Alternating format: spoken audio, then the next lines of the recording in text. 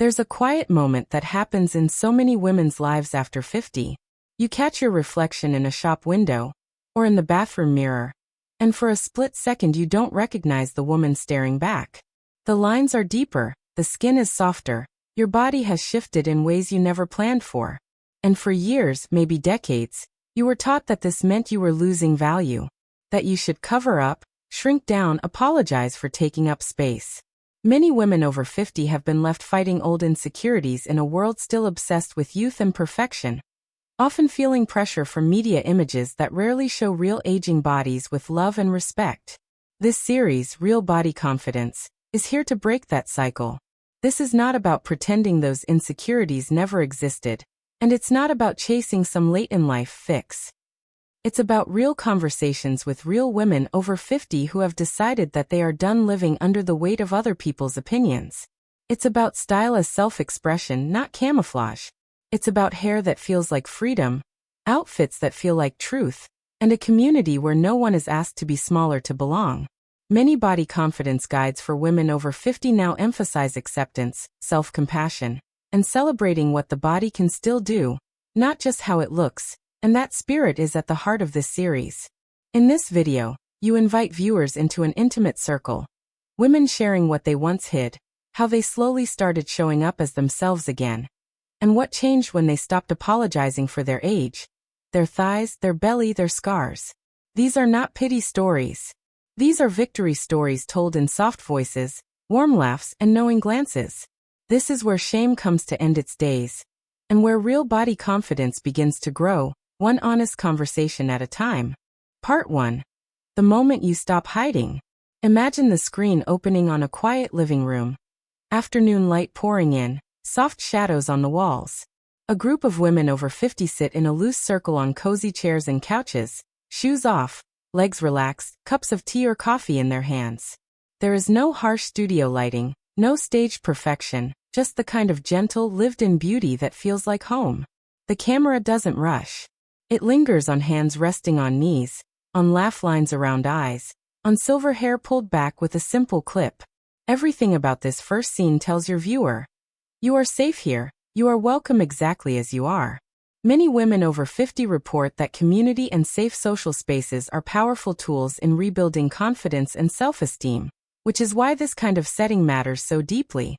You, as the host, speak softly but clearly, almost like you're talking to a friend across the kitchen table. You say something like, "We were never meant to carry this shame alone. Today, I want to talk about the moment each of us stopped hiding." Then you gently turn to the first woman. She's in her late 50s, wearing a soft knit dress that schemes over her body without trying to squeeze it into submission. The camera shows a glimpse of her thighs, her arms, her soft belly, not as a before, not as a problem, but simply as part of her. She smiles a little nervously, and begins to speak about the first time she decided to wear a sleeveless dress again after years of covering her arms. Many body-positive writers encourage dressing for joy and comfort instead of hiding perceived flaws, and her story gives this idea a real human heartbeat. She shares how long she spent hiding behind cardigans in the summer, sweating through family parties, uncomfortable not just in her clothes but in her own skin.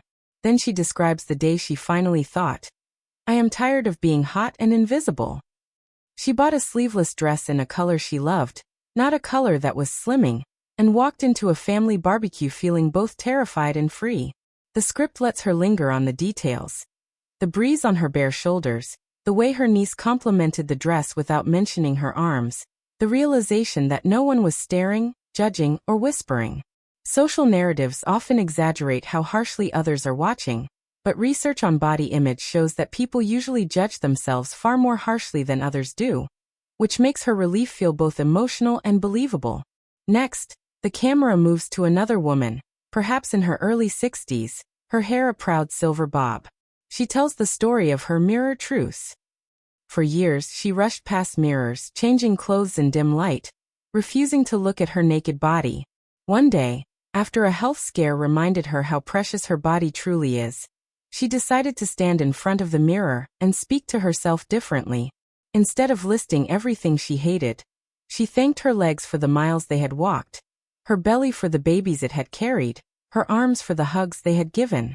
Experts in body confidence often stress the importance of reframing inner dialogue and focusing on what the body can do, not just how it appears, and her story quietly brings this advice to life. The scene cuts between their stories and close UPS of small, meaningful gestures. A hand squeezing another woman's knee when she gets emotional. A shared laugh when someone admits they used to refuse being in photos. The mood is emotional but never tragic. No one is broken here. They are simply telling the truth about the years they lost to shame, and how they began to reclaim them. Viewers watching at home, especially women who see their own hidden habits in these stories, start to feel less alone. Articles about body confidence after 50 consistently highlight the power of seeing others model acceptance and authenticity. And this first part of the video becomes that living mirror. Before this section closes, you gently turn to the camera and address the viewer directly. You acknowledge that many women still avoid social events, beach days, or even family photos because of cellulite, crepey skin, or weight changes. Then you say, without drama but with deep conviction, you are not alone, and you are not late. Your story can change, starting with one small decision not to hide today. The camera rests for a moment on the group, sitting together, shoulders relaxed. The message is clear. This isn't about perfection. This is about the moment you decide to live fully in the body you actually have. Part 2: Real bodies, real stories, real style. The second part opens with movement. The same women, now standing in a bright, airy bedroom or studio space, are trying on outfits together. There are clothes racks with pieces that feel modern but lived in.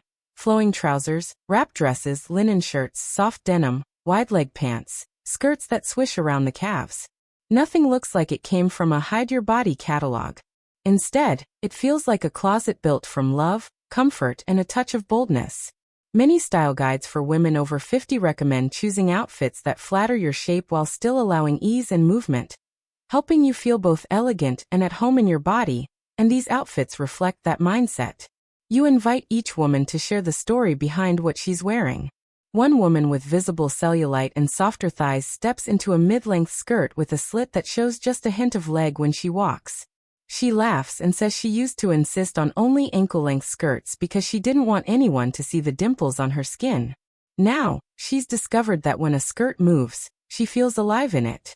She explains that instead of obsessing over how to look thinner, she started asking herself, how do I want to feel in my clothes?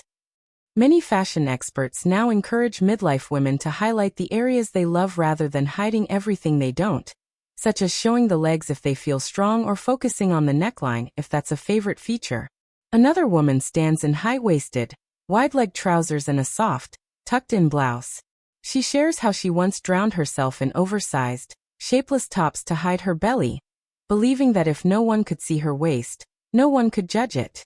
Over time, she learned that structured pieces like high-waisted pants can actually create a more balanced silhouette while feeling more supportive and comfortable.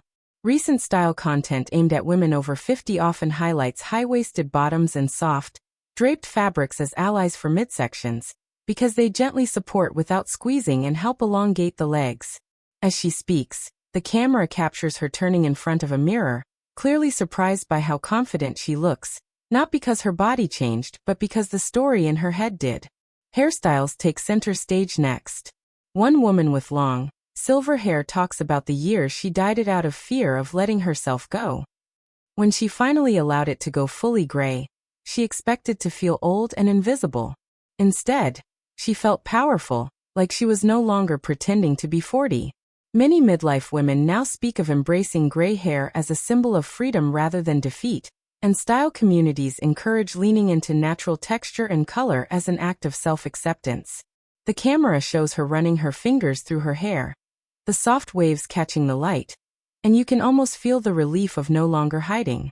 Another woman rocks a short, textured cut, talking about how freeing it was to finally choose a hairstyle for her own pleasure, not to appear younger for others.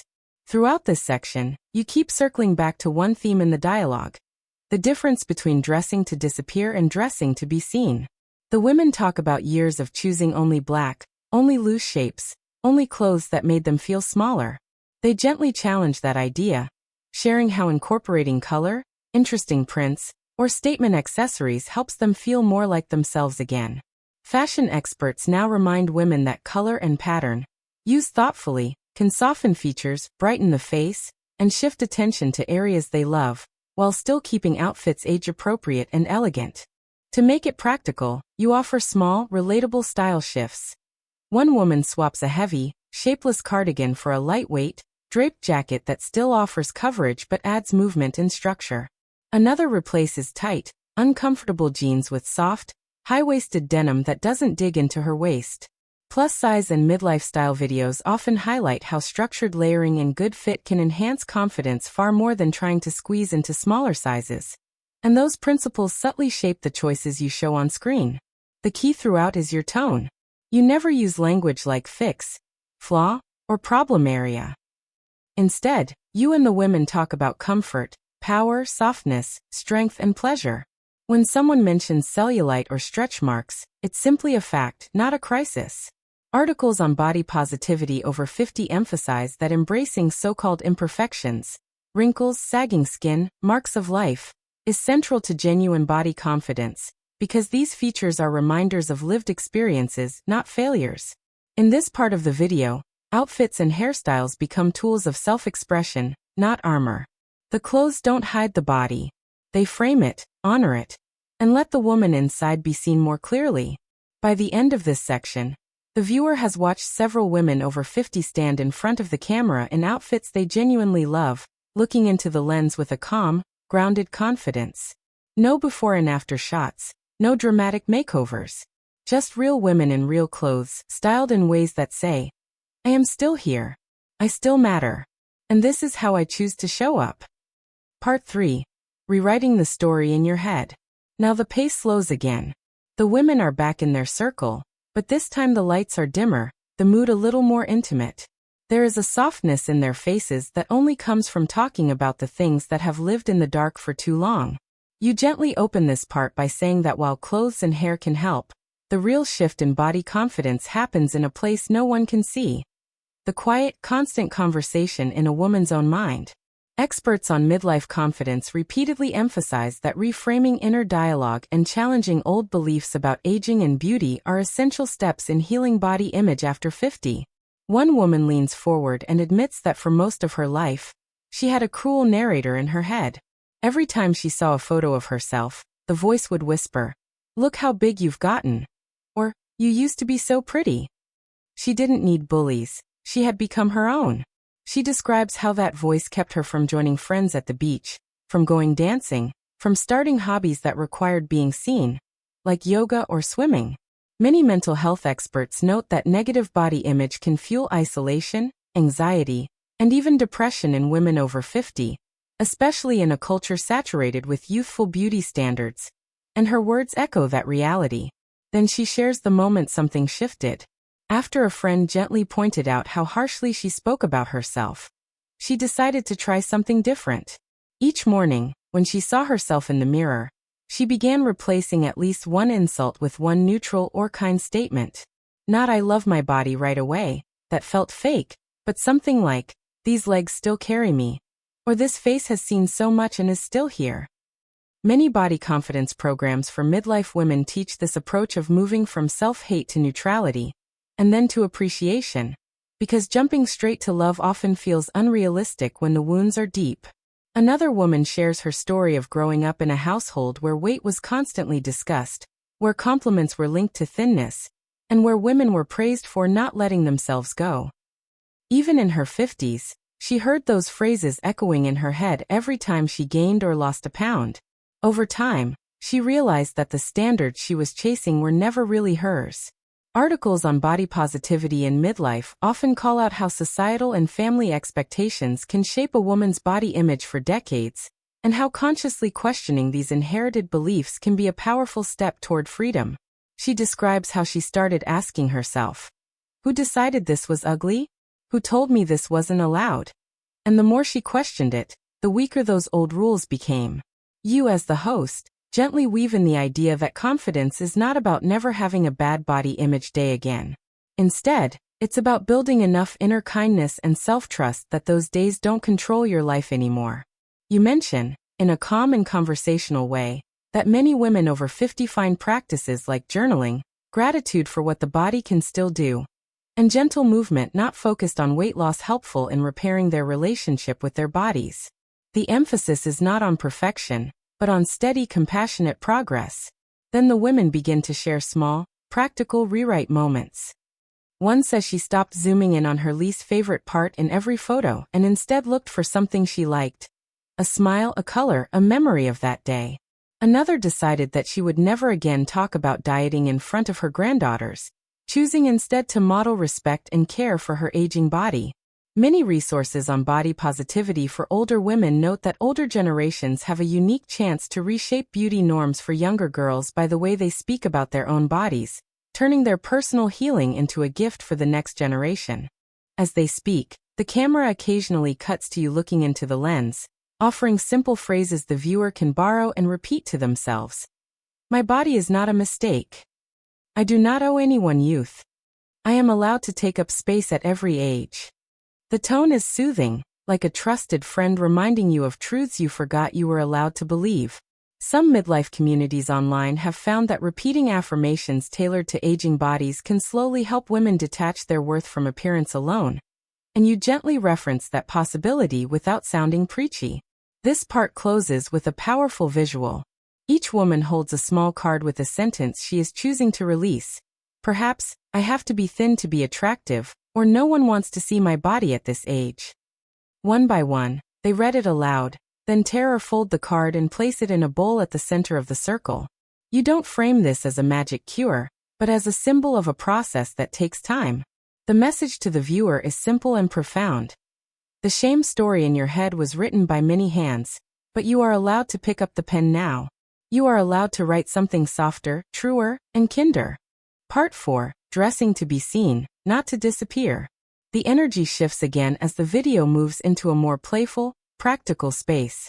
This time, the women are standing in front of a large mirror, maybe in a boutique that caters to women over 50, or in a carefully curated home wardrobe space. There's gentle music in the background, and the mood feels like friends getting ready together before a special evening. Light teasing, laughter, honest opinions, and zero judgment. Style experts who work with women over 50 often say that fashion at this stage of life should be less about rules and more about alignment, making sure what you wear matches who you are now, not who you were 20 years ago. You begin by saying something like, "Let's talk about outfits that don't try to erase you but reveal you." Then you invite each woman to show one look that makes her feel powerful and seen. Even with all the normal changes that come with age, cellulite, crepey skin, softer arms, a fuller midsection. One woman steps forward in a monochrome outfit. Soft, wide-leg trousers and a matching top in a rich, deep color, maybe navy or forest green. She explains that she used to wear all black because she thought it was the only way to look slimmer, but eventually realized that deeper, saturated colors that work with her skin tone make her feel more alive and polished. Style tips for mature and plus-size women often highlight monochrome dressing and deeper hues as a way to create a long, elegant line without feeling like you're hiding behind dark clothes. Another woman with a cavia frame showcases a wrap dress with a subtle print. She talks about the years she avoided prints altogether because she feared they would make her look bigger. Now she's discovered that the right prints, soft, fluid patterns and balanced scales, can actually draw the eye in a flattering way and bring playfulness back into her wardrobe. Modern fashion advice for older women often cautions against extremely busy patterns, but encourages using well-chosen prints to add movement and character, especially when paired with simple accessories. She spins gently, and the camera captures the way the fabric flows, highlighting her curves instead of fighting them. Footwear and accessories also play a quiet but important role. One woman points down to her shoes, comfortable yet chic low-heeled sandals or supportive sneakers in a stylish design. She mentions that she once sacrificed her feet to painful heels to look pulled together, but now she refuses to dress in a way that causes her pain. Many midlife style guides stress that true elegance includes comfort, and that mature women can look polished and strong without compromising their health or mobility. A close-up of her relaxed, grounded posture in supportive shoes tells that story without a single lecture. Hairstyles and makeup appear, but always as tools, never requirements. One woman chooses a sleek bob that frames her face and lets her silver strands shine. Another prefers soft curls that feel romantic and joyful. There might be a quick, gentle conversation about letting go of the idea that gray hair must be hidden, or that every wrinkle needs to be filled. Articles on body positivity over 50 often highlight how embracing natural features, like gray hair or wrinkles, can be a radical act of self-acceptance in a culture obsessed with youth. And the women embody that by choosing what feels authentic, whether that's embracing gray or keeping color in a way that still honors their age. As you move through these looks, you offer the viewer small, actionable reframes. Instead of asking, "Does this make me look fat?" you suggest asking, "Do I feel like myself in this? Or can I move, breathe, and live fully in this outfit?" Many style educators for older women emphasize that confidence comes more from fit and function than from chasing trends, urging women to prioritize clothes that fit their current body, rather than holding on to smaller sizes as a future goal. You echo that thinking gently, perhaps telling a story of a woman who finally donated the someday jeans and replaced them with pants that fit her now, noticing how much lighter she felt afterward. This section also subtly addresses viewers who might face financial or mobility limitations. You or one of the women mentions that body confidence doesn't require an expensive new wardrobe.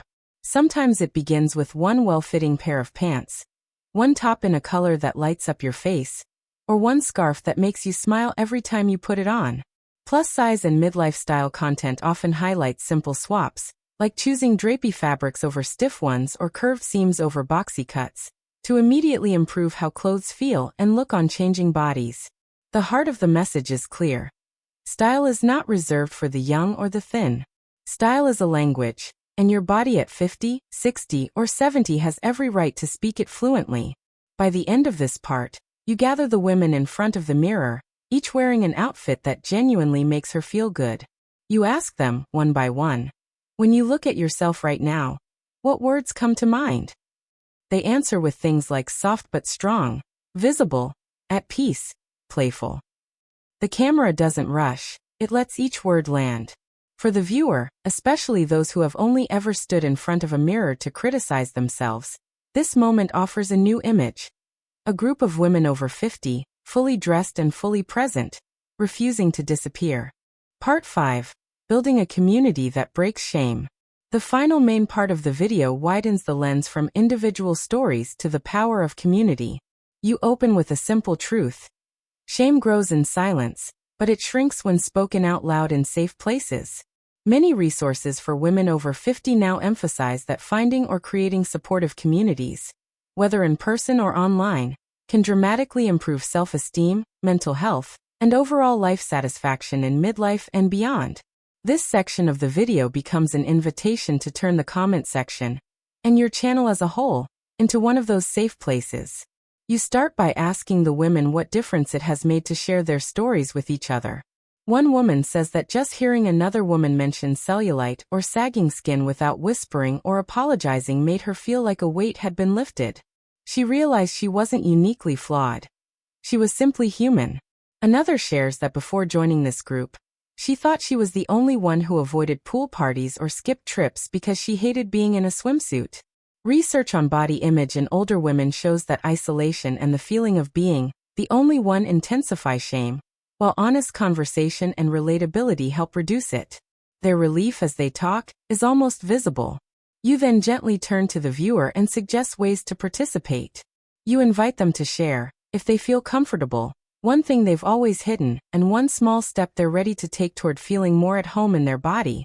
You reassure them that this is not about oversharing or pressuring anyone to reveal more than they want. Instead, it's about choosing not to carry these stories alone anymore.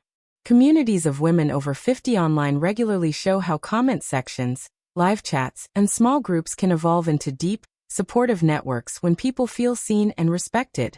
Your language stays warm and non-judgmental, emphasizing that everyone can move at their own pace. You also highlight that body confidence is not a straight line. One woman in the group admits she still has days where she tugs at her shirt or avoids mirrors. Another confesses that a thoughtless comment from a stranger or family member can still sting. But now, instead of spiraling alone, they have each other. They have a place to vent, to be reminded of who they really are, and to borrow a little courage when their own runs low. Guides for midlife women often encourage building circles, whether through local meetups, creative groups, or online spaces, because regular, affirming connection helps reinforce new, healthier narratives about aging and beauty. To make this real for the viewer, you offer ideas that feel doable. You suggest starting a small wine and wardrobe, or tea and truth, evening with a few trusted friends, where everyone brings one outfit that scares them a little, and they gently support each other in trying it on. Community building experts for women over 50 often share stories of simple gatherings like this evolving into ongoing traditions that nourish confidence and joy. You mentioned that even if in-person connections aren't possible, a virtual circle, a monthly Zoom call, a private group, or regular comments on videos like this can provide that same sense of shared courage. Throughout this section, you position your channel, Timeless Wisdom Path, not as a place where someone tells women how to look, but as a space where women remind each other how worthy they already are.